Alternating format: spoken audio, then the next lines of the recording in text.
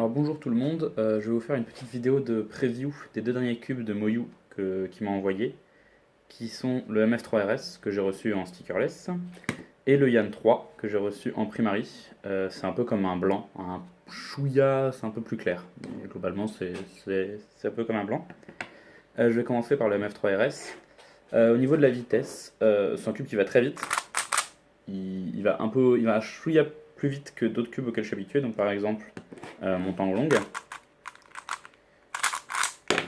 Si je prends le MF3RS, il va un tout petit peu plus vite. Donc perso, je le trouve un tout petit peu moins contrôlable du coup. Mais c'est parce que je suis habitué à des cubes qui sont très contrôlables et qui tournent pas si vite que ça. Donc celui-là, il a une un très très bon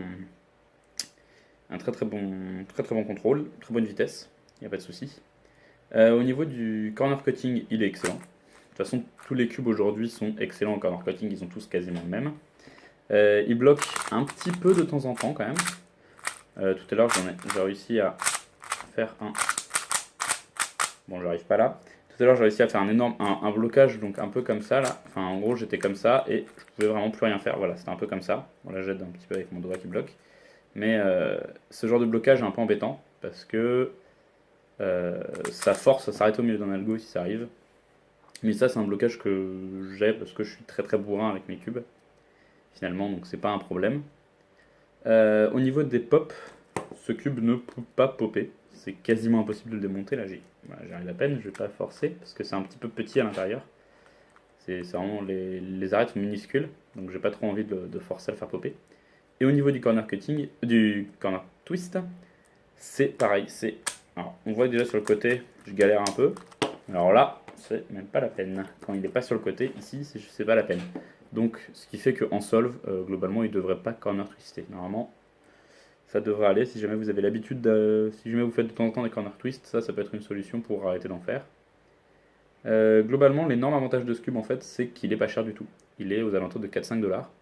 Donc, si vous n'avez pas encore de speed cube, je vous le conseille vivement.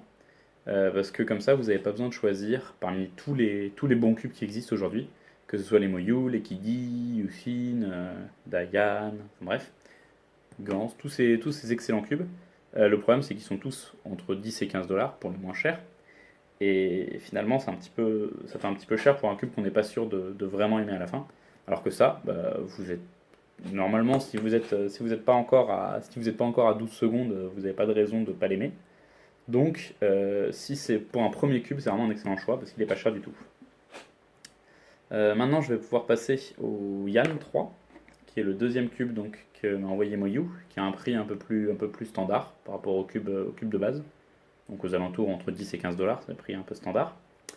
Au niveau de la vitesse, alors il va un tout petit peu moins vite que le MF3RS déjà, et ensuite par exemple que mon Tanglong. Si je fais des comparaisons, il va un chouïa moins vite.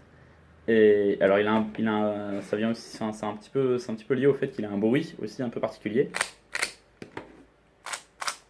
Le MF3RS a un bruit un peu plus classique, alors que lui a un bruit qui frotte un peu plus. Alors c'est peut-être dû au fait qu'il n'est pas encore rodé, c'est possible.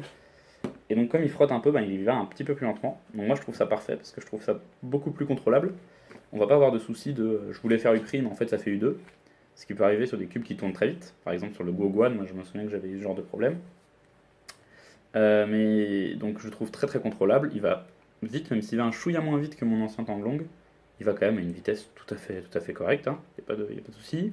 Corner cutting, comme tous les autres, nickel. Alors, pop et corner twist, ça c'est un petit peu le défaut que je trouverais.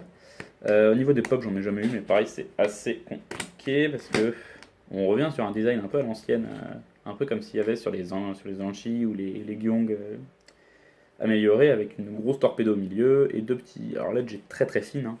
Mais globalement, moi ça me fait un peu penser avec la grosse torpédo au milieu, ça me fait un peu penser à un Dayan. Et alors, donc voilà, c'est un petit peu compliqué. Alors par contre, ouais, son défaut donc c'est les corner twists. C'est vraiment hyper simple.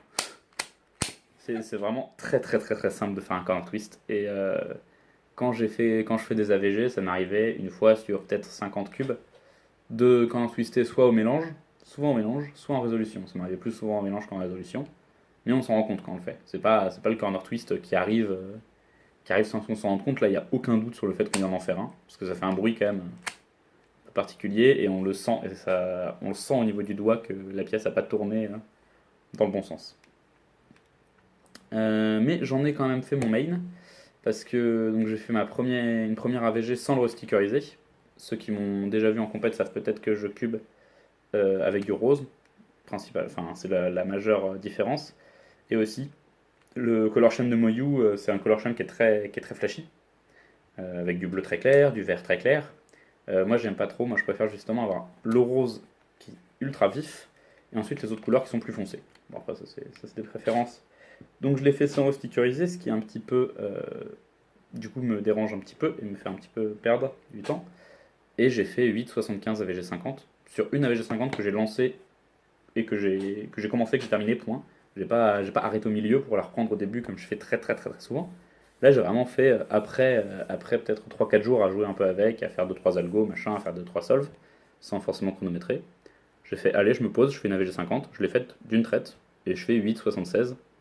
Et c'est énorme. Ça devait être mon PB dans ces eaux-là. Et c'est un PB qui date d'il y a quelques mois, voire même facilement plus d'un an. Parce que là, récemment, j'ai un peu de mal à refaire vraiment des vrais sub 9. Donc des AVG autour de 8, justement 8-8. Déjà, descendre en dessous du 8-9 en AVG 50, j'avais un peu de mal. Et donc là, bah, je trouve ça énorme. Je l'ai restickerinné. J'ai fait une grosse AVG avec. Et je suis tombé à 8,60 AVG 5, ce qui est monstrueux. Et 8,77 AVG 100, ce qui est encore plus monstrueux parce que d'habitude, je tiens pas une AVG 100. Et là, justement, j'ai fait une AVG 100 qui était bien. Au total, sur ma session que j'ai fait 200 solves et la VG 50 et la VG 100 étaient tout le temps sub 9. Ce qui ne m'arrive absolument jamais. Et parce que je craque toujours, j'ai toujours des moments où j'enchaîne les 11 ou les 12. Et là, j'en enchaînais, mais déjà c'était des 10, c'était pas des 11 ou des 12. Puis j'en enchaînais 3, quoi. Donc ça me pourrissait une AVG 5, qui était du coup à 10. Mais derrière, la VG globale n'était pas trop affectée. Et elle se rattrapait avec tous les 8, tous les 7 que je faisais très régulièrement. Donc ça c'est devenu mon main, y a pas de doute. Je veux juste avoir un petit problème avec le blind, avec le logo, quoi. Mais bon, petit détail. Donc vraiment c'est devenu mon main, j'adore ce cube. Je devrais m'en servir à ma prochaine compète qui sera à Francfort le week-end prochain. Et aussi à Shell en février. Donc on va voir ce que ça donne. J'espère réussir à battre des PB avec ce cube, qui est vraiment top. Que je conseille pas forcément par contre pour le OH. Je pense que je l'utiliserai pas pour le OH, parce qu'il est un peu dur à tourner. Mine de rien, le fait qu'il aille un tout petit peu moins vite que le Tanglong fait que je pense que même pour mes prochaines compètes, je vais réutiliser le Tanglong pour le OH, ou alors je passe au MF3RS, même s'il est stickerless. Mais je pense pas utiliser ça pour le OH parce que c'est quand même un peu. Enfin, je pense pas que ce soit adapté au H. Donc voilà, c'est la fin de cette vidéo, j'espère que vous a plu. Donc si vous êtes bourrin un peu comme moi, je vous conseille vraiment le Yann 3. Parce que justement on peut forcer, ça bloque pas, c'est excellent. Et si vous êtes débutant et que vous n'avez pas particulièrement que vous n'avez pas encore de speedcube et que vous êtes un peu perdu, que vous êtes perdu avec toutes les marques et tous les cubes qui existent, je vous conseille donc le MF3RS qui est pas cher du tout et qui vous ira forcément, quitte à après passer sur un autre cube quand vous serez aux alentours de 12-15 secondes dans ces eaux-là. Mais avant, n'importe qui peut apprécier ce cube. Voilà, à la prochaine, salut!